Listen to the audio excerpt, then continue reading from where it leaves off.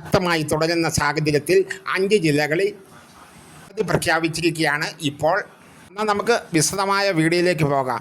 എല്ലാവരും സുരക്ഷിതരായി വീട്ടിലിരിക്കാൻ ശ്രമിക്കുക. മലയോര പ്രദേശങ്ങളിൽ ഉരുൾപൊട്ടലിന് സാധ്യതയുണ്ടെന്നാണ് റിപ്പോർട്ട്.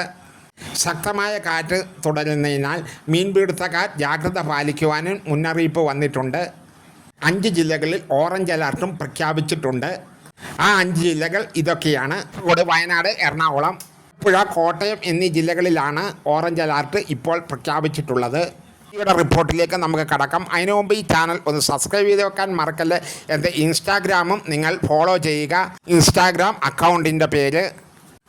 അതിലും ഇതുപോലെ അവധി അറിയിപ്പുകൾ എത്തിക്കുന്നതായിരിക്കും. നിങ്ങൾക്ക് ഇൻസ്റ്റാഗ്രാം ഇപ്പോൾ തന്നെ ഫോളോ ചെയ്യാൻ ശ്രമിക്കുക.